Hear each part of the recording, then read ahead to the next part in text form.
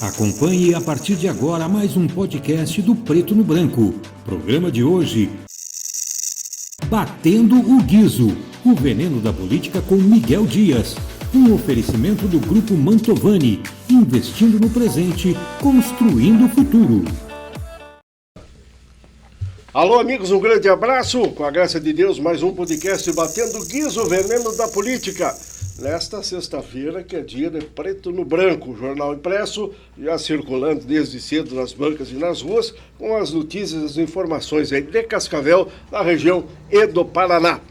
Saudando os nossos convidados hoje, Paulo Porche. Paulo Porche dispensa apresentações, já esteve aqui. Ele não é da imprensa, mas ele também não sai da imprensa, porque a imprensa chama. Comenta economia, comenta política, entende bastante de pesquisas, e agora vai começar já desfilar resultados de pesquisas para cá e para lá, por causa das eleições que vem aí. Obrigado, Paulo, pela presença, seja bem-vindo. Obrigado, Miguel, obrigado pelo convite. É o primeiro, tá? Antes de mais nada, é o primeiro convite. Aqui, aqui no Preto no Branco, no Batendo o Guizo. Então eu fiz confusão. Tenho escutado você na rádio CBN, sim, lá com o Zé Roberto. Isso. Tenho escutado você na Rádio Estúdio, lá com a turma do Bittencourt e tal. Então, agora o senhor passa a falar também. Mas é um prazer estar aqui, atendendo o seu convite aí. Né? E podemos falar de tudo? Podemos falar de tudo e mais um pouco. Né? Vamos bater em alguém? Vamos elogiar alguém? Vamos.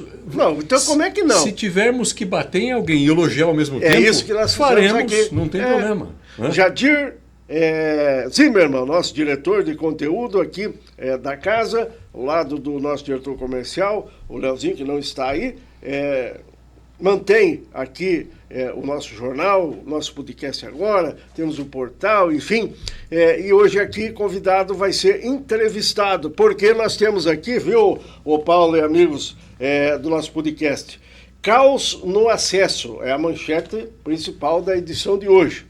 E aí diz assim, aqui, como é que chama isso aqui, essa... Cartola. Cartola, fala assim, que é aqui, viu, depois você até pode, meu caro Diego, que está ali, recebe também os nossos cumprimentos, colocar aqui para o povo de casa entender. Diz assim, realidade versus propaganda.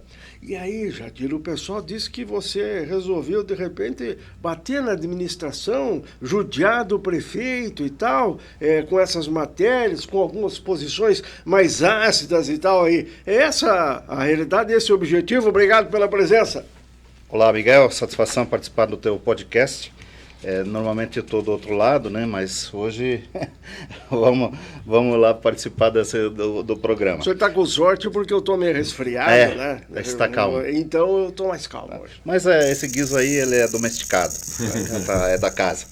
Viu? A questão assim, não tem nada a ver de bater na administração. Para quem lê a reportagem, vai ver lá que as coisas positivas do local abordado, do 14 de novembro, especificamente nessa edição, estão lá também. Estão lá as pessoas dizendo que é um lugar fantástico para se morar, está lá mostrando a cachoeira do rio, que é uma beleza, só que a gente não vai tapar o sol com a peneira. Se tem problemas, nós vamos apontar. E por que a gente resolveu fazer essa série de reportagens? Porque no ano que vem nós teremos eleições. E nós precisamos saber como, de fato, a nossa cidade está. Se tudo que a administração municipal está falando aí nas suas propagandas, se é realidade mesmo, tudo que se manifesta, a segunda melhor cidade do país, assim por diante, ou se é só propaganda. Daqui a pouco nós vamos aprofundar o debate aí. Meu caro Paulo Porche, você há de convir que toda a administração que se preze, estamos falando de Cascavel porque aqui estamos, né? Tem um prefeito que circunstancialmente hoje é o prefeito Leonardo Paranhos, não sabemos quem vai ganhar a eleição, em 1º de janeiro de 2025 assume outro lá, porque ele não pode mais, né? E quando acontece isso aqui, ali em Toledo, Santa Teresa e por aí afora, da administração propagar o lado cor-de-rosa da administração. Onde é que está o crime nisso aí? Qual é o problema? Aí é que está, não tem crime. Né? Mas como disse aqui muito bem agora o Jadir, Miguel, nós temos que ter garrafa vazia para vender. Então se a gente está propagandando que somos a segunda melhor cidade do Brasil para se viver, que está tudo resolvido, nós temos que entregar isto para a população. E eu acho que a administração, ela, de uma certa forma, a gente não pode criticar. Ela está fazendo o lado dela. Ela está anunciando aquilo que pretensamente está executando. Agora, não podemos também deixar de observar, Miguel, você já participou da administração também, aquilo que não vai bem. E, inclusive, fazer as cobranças, seja ao prefeito, seja ao seu grupo de gestão, principalmente os secretários, o que é que não está indo bem? Né? Por quê? Porque a propaganda precisa entregar aquilo que o cidadão está percebendo. Cascavel está melhorando? Está melhorando. Na atual administração, sim, como também nas anteriores. Então, toda a administração, Jadir, ela tem, Miguel, pontos positivos e aquelas coisas que não vão bem. Agora, não dá para a gente, novamente, tapar o sol com a peneira. É preciso que aquilo que está sendo alardeado é o que está sendo percebido. Eu vi ontem, por exemplo, esse debate sobre a questão dos enfermeiros, né, do piso da enfermagem. Veja, é preocupante quando o secretário vem a público e diz: não, nós estamos recebendo o repasse do governo federal. Quando o prefeito, na verdade, diz que não estávamos recebendo. Então, esta verdade dos fatos é que nós precisamos saber. Não é? Não tem problema que nós não estejamos pagando se nós não estamos recebendo. Agora, se a gente está recebendo o recurso do governo federal para pagar melhor, reconhecer mais esses profissionais, por que é que isso não está sendo feito? Então, é isso que nós precisamos colocar a debate, precisamos vir a público e sem esconder informações, sem maquiar nada, trazer ao distinto público o que de fato está acontecendo. Qual é o demérito de uma greve numa administração? A primeira do Leonardo, o reeleito. Eu acho que não tem demérito nenhum. Eu enfrentei, enquanto gestor público, uma greve. Eu lembro. Né, um movimento. Né? Então, eu acho que não há demérito nenhum. O demérito está em você na não época enfrentar. Lá na CETRANS. Na CETRANS. CETRANS. Lá no Transitar. Isso, foi no dia que foi inaugurado o voo da Azul. Né? E aí uma parte dos funcionários da CETRANS fizeram todo o movimento lá, e cartazes, etc. E tal. A Azul estava inaugurando o seu voo, o seu primeiro voo a partir de Cascavel até Campinas, e houve lá um movimento. O ruim, o demérito está, Miguel, em não enfrentar. Né? Eu acho que gestor público nenhum, Jadir, pode deixar de enfrentar as dificuldades, as situações. Jadir, meu caro Zimmermann, Jadir, do nosso diretor Preto no Branco, você acredita que o prefeito Paranhos não tenha recebido ou não queira receber para discutir a questão das reivindicações da categoria e tal? Porque agora, nas últimas horas, inclusive estamos aqui quase ao cair da tarde, daqui a pouco já é noite aqui, vamos estar indo ao ar, e talvez tenha acontecido a reunião que os grevistas estão pedindo, não com a secretária Vanilce, nem com o Bailac da Saúde, nem com... eles querem conversar com o prefeito. E o prefeito não reuniu ainda com eles para dizer para eles não dou, não tem, não vou, né? E pode ser que esteja acontecendo essa reunião. Mas a pergunta é outra. Pode um gestor não querer sentar e falar? Não, eu creio que ele está lá justamente para dar satisfação para a sociedade. Nem que seja para dizer não. Ele não é uma estrela, ele é um servidor público. Exato. Também. É o número 1, né? É o número 1. Ele é o primeiro que tem que dar satisfação para a comunidade ou para uma categoria que presta um serviço extraordinário como é a da enfermagem. Parece que o Paranhos esqueceu o quanto que essa classe se dedicou, se esforçou para enfrentar uma pandemia que faz 2 anos que teve o ápice dos casos, fazia um turno e retorno, trabalhando que nem os condenados para dar conta, porque não tinha profissional. Até não adiantava você simplesmente abrir mais UTI, se não tinha gente para atender. E esse pessoal se desdobrou para poder dar conta do recado durante a pandemia. Então, assim, só por isso eu acho que eles já mereciam, no mínimo, a atenção do prefeito para ouvir pelo menos os pleitos. E depois decidir, claro, ele é o gestor. Ele tem autoridade para tomar as decisões que julgar necessário. Agora, ouvir o pleito é o mínimo. Agora, o prefeito tem secretários, Paulo Porte, secretários da área A, B ou C. Aqui estamos falando de enfermagem, de saúde, o secretário Miloslav Bailac, liderando também os demais secretários envolvidos. Finanças tem lá o Gelson Eckert, tem lá a gestão, o planejamento, que é a Vanilce Paul. E aí, em tese, tem gente que fala, o prefeito não tem que estar paparicando, ele delega poderes para os seus colaboradores resolverem a questão. É assim que funciona? Olha, um princípio da liderança que serve para a iniciativa privada, mas vale também no setor público, Miguel, é que o líder maior, ele tem que ter a capacidade de delegar.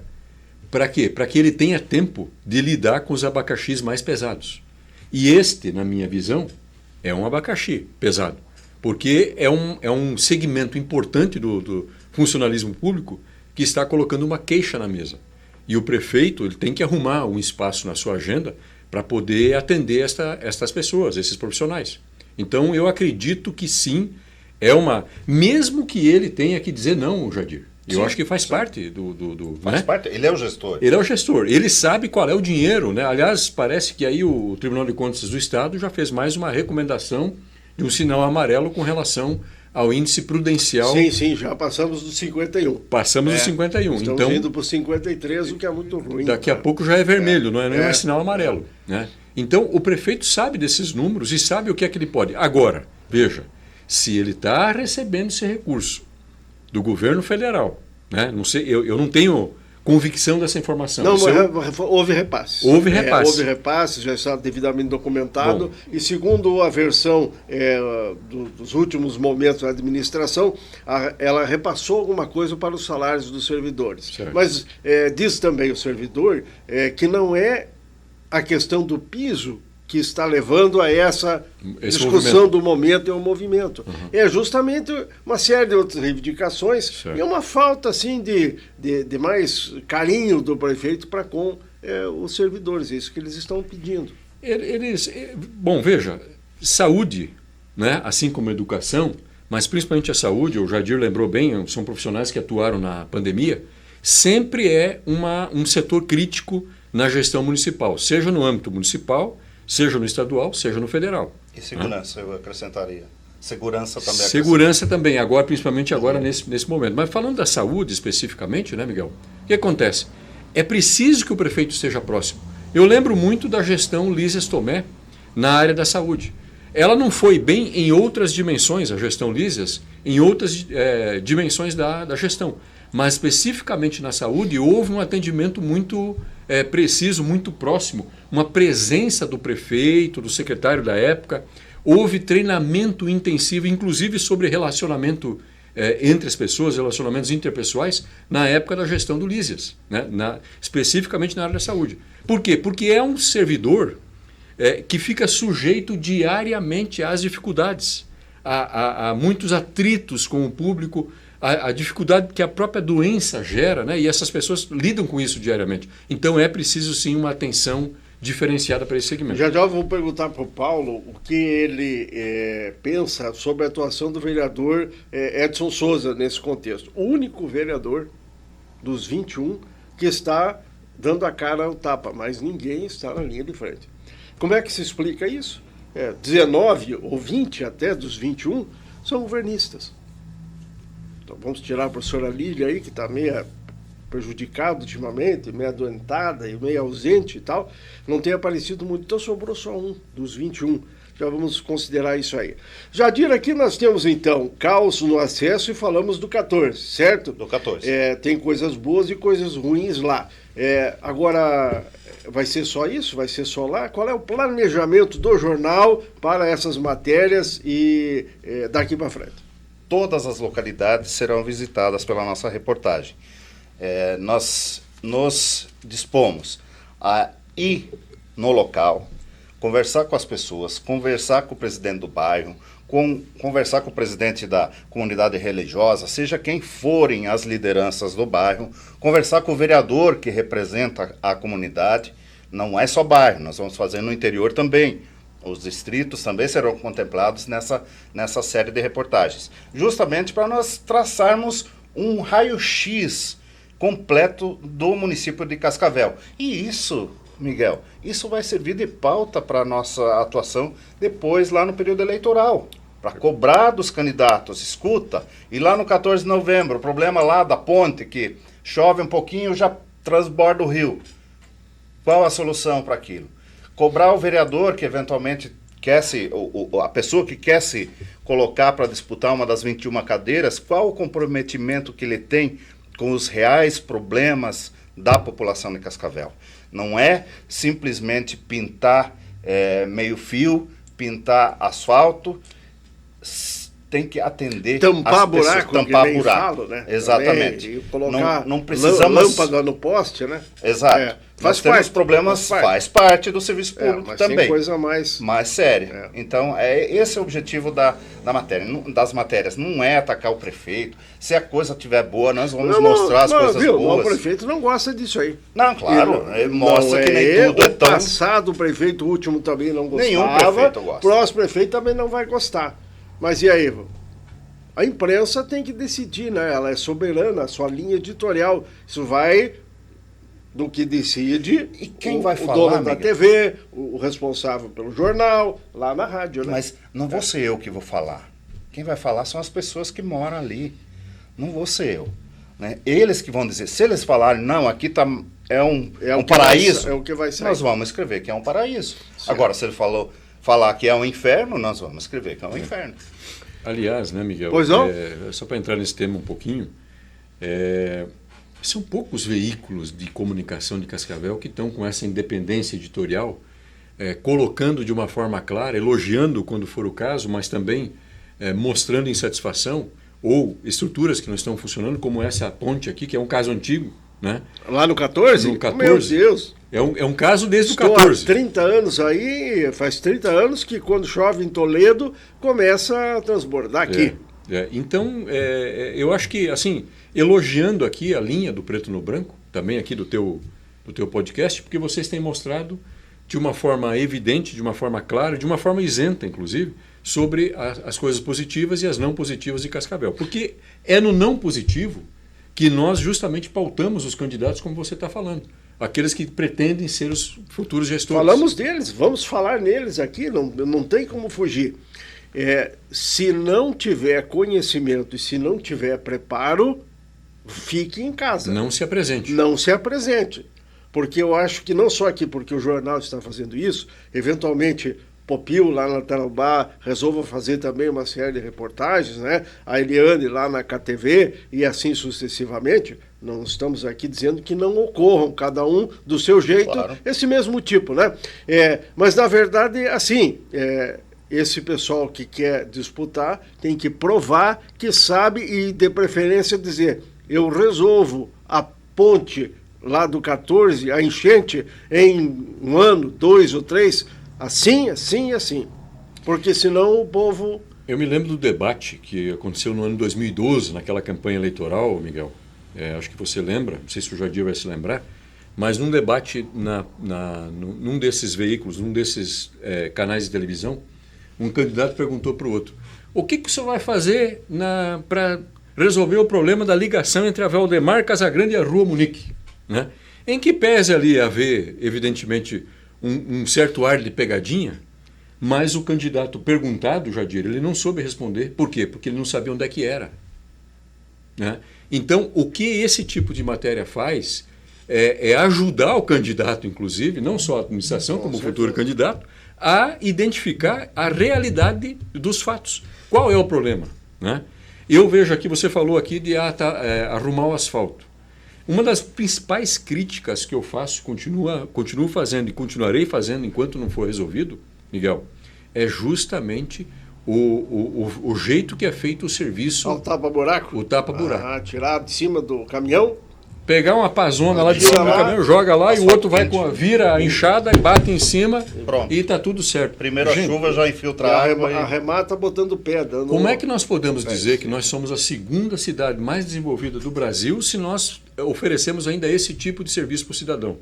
E eu não estou dizendo que isso não tem que ser feito. pode ser feito em uma situação específica. Grave, né? Exato, mas senão, emergencial. Emergencial. Você não tem exatamente, que, essa é a tem que palavra. fazer, só para o povo entender. Tem que delimitar, tirar aquela parte Claro. que está ali depreciada e tal, e colocar um asfalto. E lembrar que em 1997, quando foi feito quando iniciaram as concessionárias de pedágio, esse tipo de serviço foi começado a fazer nas rodovias. E viu-se que a durabilidade desses serviços era muito... Recorte. Os recortes, exatamente. Então, por que é que isso ainda não é feito em Cascavel, no perímetro urbano? Fazia um tapa-buraco nas rodovias antigamente. Era do mesmo jeito. O povo... E aí começaram com os recortes. Né? Então, é esse tipo de aprendizado, Miguel, com a iniciativa privada que é preciso ter. Olha, Jadir, você sabia, se não sabia, até é interessante a gente descobrir. Nós tínhamos aí uma usina de asfalto já beirando os 40 anos ou mais até, né? E aí o prefeito comprou uma nova, lá no Rio Grande do Sul e tal, entregaram essa nova. Isso já faz 6, 7 meses ou mais, 8 meses. Me pergunta se ela está funcionando? Não, nem pergunta. Eu já vou dizer, até hoje não conseguiram fazer funcionar. E aí, em termos de imprensa e tal, o pessoal às vezes vai e vê, aí, não, o técnico tem que vir. É um problema sério esse tipo de coisa. Pagaram caro nesse equipamento, que é um equipamento que tá aí, precisa ter, né? Mas não está funcionando, Jardim. Olha, no mínimo falta de planejamento.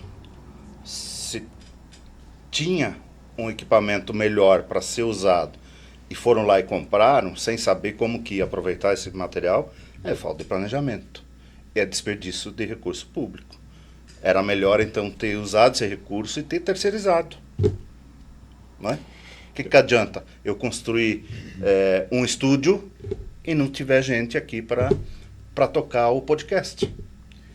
Esse é o tipo de coisa que na iniciativa privada não acontece, Miguel.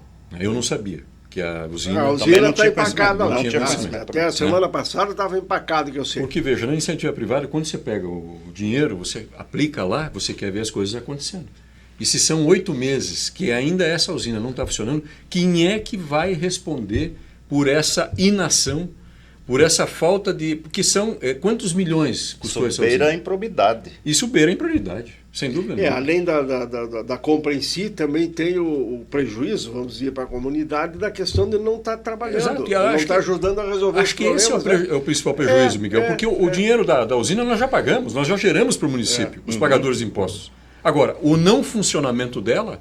Por isso que nós estamos vendo isso. Eu estou preparando aqui um convite para o secretário Sandro, viu, Jadir, para trazê-lo aqui para a gente conversar a respeito não só da usina, para ele esclarecer exatamente o que é que ocorre, por que ocorre, mas também outras questões. Por exemplo, um avanço aqui. Nós colocamos na coluna, no preto no branco, numa dessas últimas edições, assim, que o prefeito, o secretário Sandro, estão surpresos, declaram essa surpresa, quando constato que em determinadas obras de asfalto tinha que ter lá um asfalto de 5 centímetros.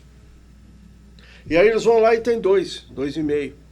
Mas aí agora um projeto em cima daquele asfalto, que era para ter 5, tem 2,5, não tem como dar. Você conhece o projeto, ele empaca. Porque está faltando uma galeria, está faltando lá... Sabia que fizeram boca de lobo falsa aí? Viu falar nesse negócio aí de boca de lobo falsa? Eu perguntei para trabalhadores na rua que estavam trabalhando nelas. Mas eu quero um comentário de vocês sobre isso. Como é que pode ter asfalto de 2,5 onde tinha 5, se os técnicos da prefeitura, um de 25 anos, outro de 30, outro de 35, de 40, os engenheiros, e outros um pouquinho mais ou menos, assinaram a fiscalização, atestaram o recebimento. E agora o prefeito diz que a empresa Petrocom, aqui que está na Carlos Gomes, me procurou e disse: o que eu faço? Lá no projeto não diz que não tem a galeria. E para botar o asfalto, que a empresa ganhou a licitação, 52 milhões de reais, para fazer o asfalto. Para poder chegar nesse asfalto aí uma hora, tem que ter por baixo a coisa bacana, o asfalto sentar e tal. Aí o prefeito fica apavorado, irritado, tem que fazer aditivo de tempo e fazer aditivo de dinheiro. E nem começou direito a obra, já estão discutindo, primeiro aditivo mimoso, poupudo aí e tal. Como é que se explica essas coisas, Paulo? O Miguel, só para lembrar também, para estender na sua fala, Jadir, que isso aconteceu no binário Antonina-Kennedy, Recife, Minas. Aconteceu exatamente esse mesmo problema. Foram encontrados diversos bocas de lobo, que só tinha a boca, não tinha o lobo lá embaixo para receber a água, né? E sem contar essa questão, Miguel, de uma capa asfáltica inferior àquela que efetivamente deveria ter. Primeiro, eu acho estranho que a Câmara de Vereadores não esteja investigando um processo como esse, uma questão como essa. Uma Câmara de Vereadores deveria servir exatamente para isso, fiscalização, né? Segundo lugar, Miguel, porque eu gosto de dizer, como dissemos no início, quando você elogia, você pode também criticar. E ao contrário, quando você critica, você também tem a autonomia de elogiar. Eu preciso elogiar aqui o prefeito Paranhos, porque ele tomou a iniciativa de dizer, não, para tudo, vamos arrumar essas bocas de lobo para depois fazer uma nova camada asfáltica adequada, do jeito que tem que ser, sobre estas bocas de lobo, sobre essas ruas antigas e tal. Então, vai o nosso reconhecimento. Terceiro ponto que me chama a atenção, né? Toda obra pública, sobretudo essas obras de infraestrutura, mas as demais também, aquisição pública, tem que ter um fiscal. Onde é que estavam esses fiscais de obras quando esses serviços foram executados ou logo depois deles terem sido executados? Isso é uma coisa que chama a atenção. É por isso que eu digo, onde é que está a Câmara de Vereadores para mostrar para a distinta população de Cascavel qual é a sua serventia? Não temos aí visto vereadores. Isso é um escândalo, na minha visão. Por quê? Porque é um dinheiro público que, ao invés de ser X, foi metade desse X, 50% só de capa asfáltica, né? E esse outro recurso, o município pagou, a prefeitura pagou, e o dinheiro da prefeitura vem de onde? Vem de nós, lógico. Pagadores de impostos. É o nosso dinheiro. E o caso das fossas, o que você diz, Edir? Teve curiosidade de acompanhar? Noticiamos também aqui até mesmo uma investigação policial que o delegado Roger Salgado, do Núcleo de Repressão à Corrupção, fez, e o homem, inclusive, pediu, como é que chama aquilo que é perícia técnica, né? E Curitiba conseguiu e fizeram e descobriram lá e tal. E ele ficou tão convencido de que tem problema que indiciou um grupo no inquérito que ele fechou e colocou esse inquérito com indiciamentos na mão do Ministério Público, que agora vai decidir se denuncia a turma, né, ou não. É um negócio, assim, surpreendente, né? Na verdade, não especificamente esse caso das fossas que você citou, ou da boca de lobo. A fossa é outra história. Sim. Lembra da história das fossas? É outro problema de lá na Secretaria de Educação, na época do ex-prefeito Edgar, teve também, né, o Paulo? Teve aquele caso das máquinas. E eu faço essa menção porque nós aqui não estamos marcando a paleta do A do B, só isso. Sim. Pode prosseguir. Então, eu tenho um questionamento pessoal meu com relação à efetividade das licitações, desse método. Eu sou muito crítico do método de licitações. Por quê? O que ela disfarça, ela tenta baratear algo que é caro. Então eu acho que ela mais prejudica do que favorece. Antigamente o município podia fazer a compra direta do fornecedor. Hoje não, hoje você tem que licitar. Aí vem empreiteiro de tudo que é lado, muitas vezes não tem sequer a capacidade técnica e caixa para tocar certa obra, e vem e ganha a licitação, joga o preço lá embaixo e daí tenta recuperar dessa forma. Em vez de entregar 5 centímetros, entrega só 2. E por que faz isso? Porque ninguém fiscaliza, ou porque eventualmente, não estou dizendo que isso aconteceu aqui, mas a gente já viu situações Brasil afora que acertam com o fiscal e pronto, ele fecha o olho, assina, a obra passa, ninguém fala nada, daqui a 2, 3 anos aqueles 2 centímetros estão desgastados e vai outra licitação, outra obra, outra empresa que vai jogar o preço lá embaixo para ganhar a licitação e depois vem chorar aditivo. Então, esse método de licitações, sem contar as compras de produtos para abastecer as secretarias, que as empresas do município participam de forma injusta com empresas que vêm de outros estados, de longe, e que atendem o país inteiro, e o município não pode comprar da empresa local, muitas vezes, ajudar a gerar riqueza no próprio município, porque a lei da licitação não permite. O que o Jadir fala com propriedade, meu caro Paulo, caracteriza, é uma guerra, né? É uma briga, e não é uma guerra nem uma briga, e eu acho que uma guerra nunca que vai ter, assim, alguma coisa que dá para dizer é pro bem, é bom. Se é guerra e tem briga, alguma coisa de ruim vai acabar surgindo, né? Mas é a questão da economia. Com certeza. Do mercado. Com certeza. Do grande comer o pequeno e o pequeno querer derrubar o grande. Então vem isso aí. A legislação não obriga o prefeito a checar se a tua empresa ela tem as máquinas que precisam para você fazer o asfalto.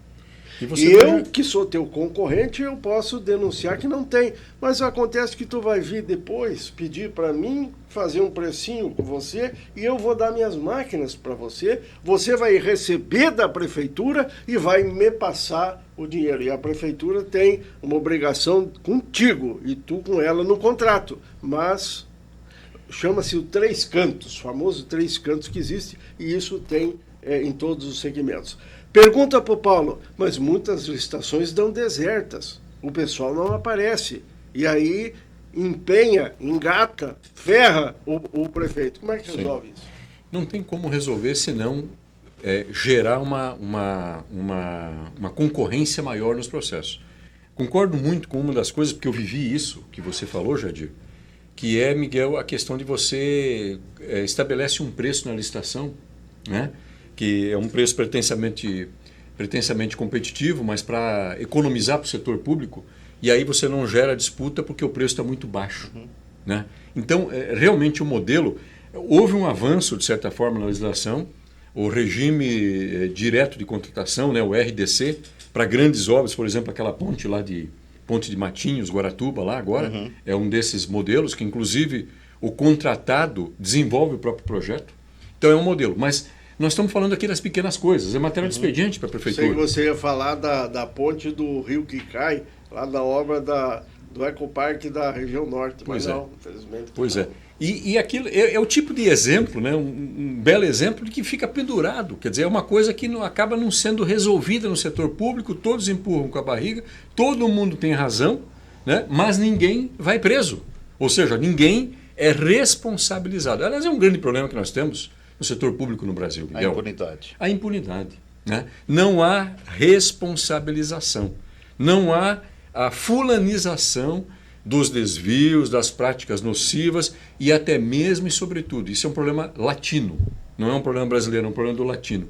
Não há a responsabilização pela incompetência. Ora, o GAECO tem feito um trabalho diferenciado, Polícia Federal e tal.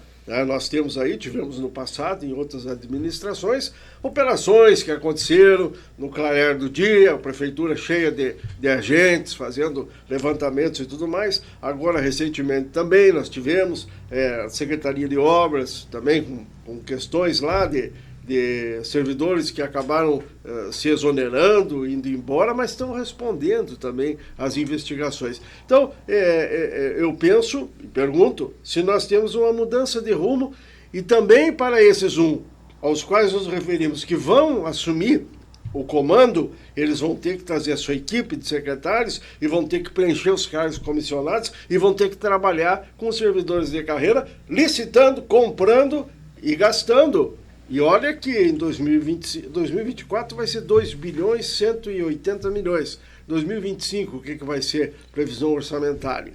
Tá? Que cresce a pelo menos 100 milhões dinheiro, por ano. Né? Se é carimbado, se não é carimbado, então é dinheiro que não se bota defeito. Eu vejo da seguinte forma, Miguel e Jadir, eu acho que um dos grandes desafios que nós temos no setor público é a modernização, a profissionalização dos serviços públicos. Eu participo de alguns think tanks nacionais, como por exemplo o Instituto Millennium, como por exemplo a própria Macroplan, que nós temos prestado serviços para estados e até mesmo para municípios, feito planejamento estratégico. Nós fizemos um planejamento estratégico para Londrina 2040, né, pensando a cidade lá na frente. E um dos eixos exatamente que a gente debateu é justamente a modernização do setor público. Não dá mais. É muito dinheiro envolvido, é muita necessidade envolvida, não dá mais para levar gente incompetente, gente que não saiba o que é administrar uma máquina pública, gente que não tem a noção da complexidade do setor público e gente que não tem a visão, o olhar para o próprio servidor.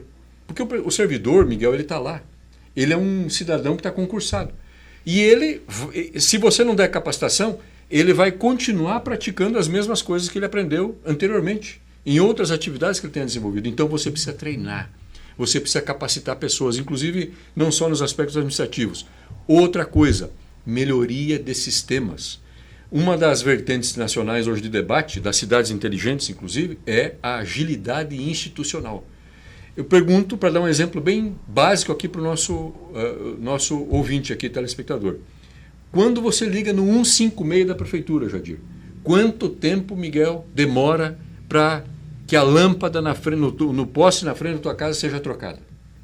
Ah, geralmente é rápido e tal. Geralmente é rápido quando você tem, de repente, um vereador amigo, quando você tem alguma influência, algum conhecido lá na prefeitura e tal. Eu estou dizendo que os processos, os mecanismos existentes têm que funcionar de modo que qualquer Paulo, ou Miguel ou Jadir ligue lá e tenha a sua lâmpada trocada para a noite seguinte não ficar mais no escuro. Então, melhorar os processos administrativos, melhorar o aspecto de gestão da máquina pública para fazer o dinheiro que é cada vez maior render ainda mais. Render de que forma? Render em serviços ao cidadão, em melhoria da infraestrutura. Jadir, na negociação política para compor grupos, para definir quem que concorre, com apoio de quem vai para onde e quem vai fazer o quê, entra sempre em discussão a questão do acertinho. O partido A, para ajudar, quer 2 secretarias, a tal e a tal. O outro quer 3, o outro quer uma que está bom, o outro quer uma autarquia e tal. Como é que, sendo assim, essa tese do Paulo vai prosperar? Da questão técnica, prevalecer sobre o compadrio, sobre o que... Porque eu vou dizer, depois eu vou indicar. Eu não vou aqui me comprometer a sair desbragadamente atrás de profissionais, de renome e tal, para colocar. Eu vou ter o Pedrinho, que vai conseguir lá no distrito, vai conseguir não sei aonde, um monte de voto. Esse Pedrinho eu tenho que aproveitar. E daí como é que resolve? Bom, tudo parte da liderança, do prefeito. Ele que vai ter que, afinal de contas, ele que está assinando lá, ele que vai responder pela gestão, por muitos anos depois de deixar o cargo, isso a gente tem visto acontecer. Então ele tem que... O que ele quer do governo dele? Ele quer um governo competente, eficaz, que entregue resultados para a comunidade, ou ele quer um governo para se perpetuar no poder, eventualmente para fazer simples agrados políticos? Eu penso que a questão dos acertos que tem com os partidos, e esses acertos a política é isso, você conversar, você negociar, você definir. É perfeitamente possível ajustar os acordos com a capacidade técnica. Eu tenho lá o Paulo, que é muito bom em economia, mas ele está sem partido, ou está no outro partido, então vem cá, Paulo. Vamos conversar? Você não pode entrar no meu partido para eu poder te indicar lá, pô. Você não pode trocar de partido. Concordo, a não ser que a pessoa tenha uma ideologia, tem que sair, por exemplo, do PT para entrar no PL ou vice-versa, né? Então, às vezes pode esbarrar nisso aí. Mas geralmente não existe essa complexidade, né? Porque quem se elege normalmente já tem uma linha ideológica muito afinada, mesmo sendo de partidos diferentes. Então eu acho que é perfeitamente possível, com um pouco de habilidade política, negociar a parte técnica com a política. Quando ataca a carreira, já definir as coisas. Sim, exatamente. Ou então, Miguel, eu negociei, sou o prefeito eleito. Vencemos a eleição, vou concretizar meu sonho de ser o prefeito de Cascavel e tal. Eu acertei com o PL, Partido Liberal, que eles vão ter 3 secretarias. Eu chamo o presidente do PL, com quem eu conversei, e digo, você vai ter as tuas 3 secretarias, porque isso faz parte do processo. Sim. Não adianta a gente querer dizer que não, isso é feio. Não, isso faz parte do processo. Isso é política. É um agrupamento que te apoiou e isso é política e vai participar. Agora, os 3 secretários, Miguel, que o senhor vai me indicar, devem ter o perfil, no seu perfil, característica A, característica B, característica C e assim por diante. E tem que ser ficha limpa, viu, Miguel? Não pode ter os penduricalhos aí na praça, porque senão não dá pra gente... Então, eu acho que a política pequena, que é a política que sempre foi feita, Miguel, é em cima de nomes. Não, tem que ser o Paulo. Não tem que ser o Paulo. Tem que ser alguém com um perfil que possa, sob o comando de um gestor maior, do prefeito eleito, aí sim entregar aquilo que precisa ser feito. Vamos fazer o exercício, vamos falar de nomes, meu caro Diego. Estamos falando aqui, começando com o Paulo. Renato Silva. Renato Silva, bom nome, um nome experiente, é um nome que já participou de bastante coisas. É um empresário muito bem sucedido, um empreendedor que nós fizemos no município de Cascavel. Eu não sei se o timing dele, né, já não passou. Eu acho que o Renato, como vice-prefeito, é uma excelente pessoa. Como empreendedor, como membro líder da comunidade, é uma excelente pessoa. Agora, como gestor principal, puxando, será que este é o momento? Jadir. Eu penso que ele é um excelente gestor. O sucesso das empresas deles mostram isso, comprovam isso para a gente. Agora, eu penso que ele é um político limitado. E isso vai ser um dificultador para ele avançar, crescer no processo eleitoral. Vai dizer assim, Jadir, o Renato tocou o nível brilhantemente. Hoje aí, uma das exponenciais no Brasil. Não estamos falando de Paraná. Ele vai tocar fácil a prefeitura. Não estou dizendo que não. Não, mas também não é a mesma coisa. Não é a mesma coisa. Não é a mesma coisa. Na prefeitura você não chega e manda, determina. E decide sozinho. Não, está vendo o Paranhos aí com a enfermagem. A dificuldade que tem, o desgaste. Parece enrolado com muitas obras. Aí que ele queria que já tivesse pronto e não consegue. Então, exatamente. Lago Azul, pois é. Que vergonha. Pois é. Mas era vergonha antes do Paranhos assumir. Era, continuou, sim. Vergonha. Méritos dele tentar resolver. E ele por outro lado, ele quer resolver, mas não consegue. Mas não consegue, é uma obra parada. Muito bem. O Lago... Fechando o Renato? Sim. Gugu Bueno. Gugu Bueno, um expoente da política local, é muito habilidoso politicamente nas costuras, não é?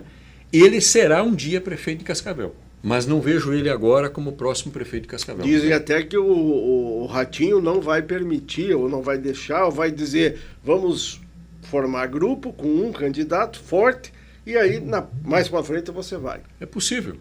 Acho que a estratégia deles são do mesmo partido, deve ser essa. Mas o Gugu, eu acho que assim, o Gugu, ele precisa atuar com inteligência, né? E se você olhar as pesquisas, o nome dele está ali, está em evidência, mas está longe dos ponteiros. Né? Então, será que vale a pena? Hora dele agora, será que vale a pena queimar a largada? Jadir. Acho que o Gugu é um rapaz jovem, dinâmico, inteligente, é um bom político, sabe fazer o jogo. Penso também como o Paulo, ele vai ser prefeito de Cascavel, mas não agora. Márcio Pacheco, o senhor conhece bem o Márcio. Conheço bem o Márcio. Meu amigo, trabalharam junto. Coordenei a campanha junto com outras pessoas dele em 2016. Mas agora essa questão, ou questiúncula, não sei bem como é que se define isso, dentro do Republicanos, que é o mesmo partido do Renato. Então hoje o Renato, em tese, é o ungido do Republicanos, tem aval do Paranhos, etc. E o Pacheco está agora sem nem o seu documento, em tese. Alguns dizem que ele já vereador para o lado do PP, lá com o Valdinei e tal, mas eu não sei como é que faz, não tem janela para deputado nessa eleição, janela só para vereador. Será que o Republicanos vai dar anuência para ter o Pacheco depois adversário contra o Renato? Bom, isso é uma negociação, né, Miguel, que não é Cascavel e não é nem Curitiba. Na minha visão, Brasília. É uma negociação feita lá em Brasília, que tem outras variáveis que podem influenciar. É um excelente candidato. Aliás, pasme, né? Como é que um partido pretere o seu principal candidato, aquele que tem mais intenção de voto na população? É uma coisa interessante, né? Uma coisa interessante. Mas, de fato, aí a gente precisa olhar. Talvez Márcio Pacheco tenha jogado errado dentro do próprio partido, né, Miguel? Porque o partido ele não tinha comando. Ele tinha até um comando regional sobre o partido, mas não um comando local que estava e está na mão do Renato Silva. O Pacheco vai espernear, viu? Não se entregou para os paraguaios, não. Acredito que sim. O Pacheco? Pacheco, eu vejo assim um político com um grande potencial, já disputou 2 vezes a eleição municipal. A primeira foi pau a pau ali para o segundo turno com o Paranhos. A segunda, o Paranhos deu de cinta em todo mundo, né? Mas eu penso que ele está maduro para ser prefeito de Cascavel. Mas a questão partidária, ele tem falhado terrivelmente. Você veja, até pouco tempo ele estava no PDT, que não tem ideologia nenhuma a ver com o discurso do Pacheco. Daí ele trocou de partido e pelo jeito, está provado, que escolheu mal. Então, ele está pecando na hora de selar o cavalo. As esquerdas estão com muitos nomes e não tem nenhum, Paulo. Verdade. O Lemos não quer, o Paulo Porto também não. Mas o Lemos nem de Cascavel o Miguel. O título dele está aqui ainda, sim. Mas o título documentadamente. É que nem o CEP do... o Paulo Porto não quer, a esposa de vereadora Lília também não quer, o Hernani Pudel está fora, o Dalmina está fora. Sabe quem que está se assanhando, e você conhece também, o empresário Marcos Vinícius Pires de Souza do PSB, que está nesse bloco informação, eles chamam de centro-direita, né? Centro-esquerda. Centro-esquerda. O que você acha? Eu acho um excelente nome. É? Marcos Vinícius já foi reitor da Unioeste, já foi secretário em várias pastas, Certo. Comunicação, planejamento e outras coisas. É um empresário de vários ramos de atividade de negócio. Então é uma pessoa que tem uma dinâmica, né? Ele está no partido do vice-presidente da República, Geraldo Alckmin. Isso é um diferencial, porque se o Alckmin vem para Cascavel, olha, o meu candidato aqui é o Marcos Vinícius. Pesa. Essa frente tem diversos partidos, com um bom tempo de TV, com um bom fundo partidário, eleitoral. Pode emplacar, então. Pode emplacar. Agora, qual é a dificuldade da candidatura do Marcos Vinícius? É explicar para o distinto público que o Marcos Vinícius, com todas essas credenciais, está do lado da esquerda, né? Liderada principalmente, puxada pelo PT. Isso é uma dificuldade para a nossa comunidade. Pelo perfil do eleitor, do nosso eleitor. Exato, é uma dificuldade. Marcos Vinícius? Não tenho muito a acrescentar ao que eu acho que o Paulo fez traçou um perfil muito preciso do que é a candidatura. Claro, a gente sabe, eu não lembro quantos votos que a esquerda fez aqui na eleição presidencial. Foi mais ou menos 30%. 30%. Né? 33%. Então, tem os votos da esquerda, mas não tem potencial para chegar... Agora, se unindo todo mundo... Não vamos nem falar da capacidade do candidato. Ele não tem gordura eleitoral suficiente para chegar... Mas unindo todo mundo tem um bom tempo de televisão. Sim, tem. Mas bom recurso do hoje eu tenho minhas dúvidas se tempo de televisão é decisivo hoje ainda com rede social. Com certeza. Henrique me acabou. Pelo menos ele não cede esse tempo para outros, né? Ele fica consigo. Sim, exato. Né? Henrique me acabou. E só para complementar do Marcos Vinícius, já foi candidato a prefeito. Já sabe. Ou seja, já sabe os problemas, já conhece, né? Quem não foi a prefeito, mas foi deputado, Henrique me acabou. Henrique e agora está no Novo, de novo. E diz que ele não quer saber de conversinha de serviço de ninguém. Olha, eu acho aliás, toda novidade na política eu aplaudo, eu acho muito bem-vindo, né? Porque nós temos que ter a capacidade de gerar novos nomes na política, novos líderes na nossa comunidade, né? Pessoalmente, talvez ele não tenha a maturidade suficiente para ser prefeito de Cascavel. Gostaria de vê-lo primeiro deputado, por exemplo, que é o que ele disputou na vez anterior, quem sabe vice-prefeito, porque uma coisa é ter uma boa formação. Ele é um cientista político formado fora do Brasil. Empresário, economista. Isso. Outra coisa é você conhecer a máquina pública, Miguel. E está dizendo aqui alguém com experiência própria, que já tinha rodado iniciativa privada e foi para o setor público. Não é fácil. Me acabou? É um jovem promissor da política de Cascavel. Acho que é um menino que vai muito longe. Ele é ambicioso no bom sentido. Ele tem a ambição de galgar uma carreira política. E isso é extremamente positivo, porque muitas vezes nós vemos a juventude fugir da política. E está errado isso. Nós temos que envolver as pessoas boas com bons projetos, com boas ideias, com vontade de fazer carreira política, temos que envolver no processo. E não as pessoas boas se afastar, porque a cadeira alguém vai ocupar, seja ela boa ou ruim. Então, quando os bons se afastam, os ruins acabam ocupando. Eu acho que o Mecabot está certo em bater o pé, em querer a cadeira principal.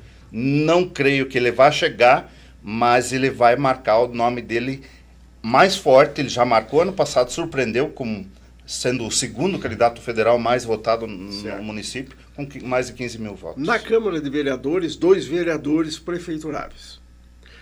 São eles Alessio Espínola, presidente da Câmara, do Podemos, e Rômulo Quintino, certo, do PL. São os 2 que... E tem mais 2 que apareceram, que é o policial Madril do PP, confirmou que está aí à disposição do partido e tal, e o Pedro Sampaio do Podemos também. Mas vamos nas 2 primeiras. Primeiro, sua opinião sobre o Alessio e sobre o Rômulo. Eu acho que são 2 excelentes vices, no máximo, né? Eles têm densidade, eles têm representatividade, mais o Rômulo, na minha visão, do que o próprio Alessio. Embora o Alessio está muito localizado na sua base eleitoral. O Rômulo fez 15 mil votos para deputado estadual aqui em Cascavel. É um voto que está ligado a um movimento religioso, principalmente, sim, mas não só. Então, acho que são 2 excelentes candidatos a vice. Não sei se ambos vão querer disputar uma vice-candidatura ou, de repente, por exemplo, o Alessio vai renovar seu espaço na Câmara de Vereadores. O Rômulo diz que não quer mais ser vereador. Sim. Né? Ok. E os outros 2, Miguel, eu acho que não tem, nesse momento, musculatura, ou não apresentaram musculatura para se colocarem como candidatos. Estamos informando aqui no Preto no Branco, última edição, já de que o Alessio já está por anunciar composição com Renato Silva, recuando do seu projeto. Ele ainda não confirma isso, mas o entorno, os bastidores, e eu aqui na coluna já antecipei que o Alessio, inclusive, vai coordenar agora um grupo para colocar o Renato na sala de aula, até vai ser uma sala lá do Univel, e discutir com ele a complexidade do mando administrativo, a gestão de uma prefeitura do porte da nossa aí. Né? Então isso é sério? É uma sinalização. Sim, o Renato precisa aprender, todos precisam aprender. Mas ele está 3 anos de vice? Não, mas vice é vice, não é prefeito. E o Renato, na minha opinião, ele precisa cada vez mais demonstrar que tem a maturidade que adquiriu no meio empresarial para aplicar na gestão pública. Olha só a greve que está aí. Eu penso igual ao Paulo, a questão dos 2, acho que não tem espaço para eles disputar a cabeça. E podem vir a ser, os 2 são bons nomes para uma chapa na condição de vice-prefeito. Mas se eu tivesse no lugar, tanto de um como do outro, eu iria novamente para a Câmara de Vereadores, porque você acabou de dizer, sim. Vice é vice. E aí, então, pelo que estamos aqui dizendo, quem tem chance, aparece bem e tal, tem experiência, malandragem política, conhece a cidade e tal, é o tal do Edgar Bueno, que foi seu chefe, nosso chefe. O Edgar Bueno foi prefeito de 3 mandatos, né? Foi deputado 3 vezes e foi prefeito 3 mandatos. Não acredito que hoje, Miguel, o Edgar Bueno tenha algo acrescentado que ele já não tivesse feito. Eu sou grato por ter participado da administração. Você brigou com ele, não? Não, eu acho que vocês brigaram. É da natureza do ser humano buscar... Debates e desencontros. Debates e desencontros. É normal. Né? Eu acho que o Edgar não tem mais o que mostrar para Cascavel. Eu acho que as ideias acabaram. Né? Veja que isso é uma coisa emblemática e obriga o Edgar a provar que você está errado. Que eu estou errado. E não é só você. Isso aqui, nós estamos voz corrente, meu Deus. Questão de grupo, por exemplo. Quem é o grupo do Edgar? Né? É pequena, 2, 3 pessoas que eventualmente já participaram. E o Edgar foi um prefeito, um gestor que soube ele tá montar bem nas pesquisas. Sim, sim, porque tem recall, né? Não vamos dizer. Mas ele soube montar boas equipes de secretários. E vai ter que fazer isso e agora. Com isso fez boas gestões. Vai ter que ter partido bom. Tem que ter partido. Vai ter que fazer uma aliança. E tem que também superar essa questão da análise das contas que vai passar pela Câmara de Vereadores. as contas serão desaprovadas. Serão desaprovadas. Serão desaprovadas. Só Ele vai que buscar na justiça. Não vão inviabilizar o registro da candidatura, perfeito. dizem os advogados do Edgar. E eu acredito nisso também, não sou advogado, mas acredito nisso também. Não mas de toda isso. forma, assim, eu acho que a gente tem que pensar para frente, Miguel. Sim. Nós precisamos desenvolver, nós estamos falando aqui, desenvolver novos líderes, novas pessoas, novas ideias. Agora, se os novos líderes chegam aí, meu caro Jadir, você já fala do Edgar e não consegue matar o adversário, né? E aí como é que faz? É o tal do macaco velho, né? Entendeu? Ele conhece bem todos os galhos, né? Essa é a vantagem do Edgar sobre os outros candidatos. Ele sabe fazer política como poucos, tem atuado muito nos bastidores, tem andado muito, está em campanha já faz tempo, né? Não oficial, mas está em campanha, pré-campanha faz tempo. Mas, de fato, eu tenho minhas dúvidas se ele vai conseguir suportar essa liderança que ele vem apresentando nas pesquisas. A pressão que vai vir contra, né? Porque, ao mesmo tempo que ele lidera a pesquisa, ele também lidera a rejeição. Com certeza. E isso limita o crescimento. Agora, se o passo se dividir, daí fica bom para ele, né? Não, para ele, quanto mais candidatos qualquer saírem... outro de oposição. Exato. Mas imagina, ele é um candidato bem com boa intenção de voto. Mas se ele for para o segundo turno, Miguel, Edgar Bueno no segundo turno, que é o que... Né, os indicativos. Os indicativos dão e a turma especula. Quem estiver do outro lado tem grande chance de fazer a somatória de todas as oposições contra o nome dele. Muito bem, para fechar a rosca, Paulo, como é que está o Lula, na sua opinião? Está feliz com o Lula? Você não votou nele, você... O Lula vai de mal a pior. Né? Vai de mal a pior. Meu Deus. O rombo sinalizado para o ano era de 177 bilhões de reais. Agora, ontem, a estimativa do Haddad já foi para 205 bilhões de reais. Né? A gente vê que a aprovação do governo cai bastante. Na verdade, a reprovação já está praticamente empachada com a aprovação. Então, a curva é logo ali. E agora tem esse barulho aí do Senado, de ontem para agora, que vai atrapalhar bastante a administração federal. Então, vamos falar disso uma hora aqui? Vamos, estamos à disposição. Porque agora já acabamos. Jadir, o Lula vai bem, na sua opinião? Não vai bem. Eu concordo com o que o Paulo disse. Eu acho que ele está com grandes problemas. Ele não é mais o Lula de 2003, 2004. Ele já não tem mais essa postura que ele tinha na época que ele voava. Ele é um bom político, isso é inegável. Ele, tanto é que chegou 3 vezes à presidência da República. Mas hoje, além do Brasil ter mudado, na época não tinha rede social, por exemplo, naquela ocasião ele tinha 3, 4 políticos que peitavam ele. Zé Dirceu, Palocci e por aí afora. Agora não tem ninguém. Ninguém tem coragem de dizer: presidente, o senhor está errado, o caminho é por aqui. E ele deve estar com uma saudade da dona Marisa, porque essa Janja está atrapalhando ele, está se metendo em coisa que não é dela, não pelo fato da mulher, pelo contrário, eu acho que é positivo, mas ela não tem um cargo institucional. Ela é a mulher, é a esposa do presidente da República. E olha a postura que tinham as primeiras damas anteriores. Da própria dona Marisa, que foi a primeira dama do Lula, primeiro e segundo. Certo. Então, e a Janja está se metendo em coisas, indo representar o governo em eventos que o vice poderia ter ido, como aconteceu no sul do país, nas enchentes. Enfim, ele tem... Isso vai dar problema, vai dar problema. Diego, já acabamos? Esquecemos de falar do Batatinha. Pois é, o Batatinha. Se não falar no Batatinha... É um nome que está aparecendo bastante, né, Miguel? Tem muito recall por conta de programa de televisão, mas não é o caso, né? Eu acho que deixa ele como deputado, está aprendendo agora. Está indo muito bem na Assembleia. Está indo muito bem na Assembleia. Todas, né? Que é uma coisa. Aproximou-se é outra. Aproximou-se do governo do Estado. Sim. E por isso tem obtido alguns benefícios aqui para a região, para o nosso município. Mas deixa ele fazendo esse bom trabalho lá na Assembleia Legislativa, né? Acho que não é a hora, né? Obrigado, Jadir. Eu penso também, ele é extremamente populista por conta da televisão, é um bom deputado e eu acho que ele deve, não ser candidato, mas deve ajudar a construir um grupo, seja lá quem ele achar melhor, para que o partido dele, o MDB, esteja representado no próximo governo. Já tem a próxima pauta aqui para sequência? Não. Não tem? Não. Isso vai ser resolvido durante a semana e ninguém vai ficar sabendo. Não, só na sexta-feira. Vai ser feito todo o material e vamos estar repercutindo toda a edição, né?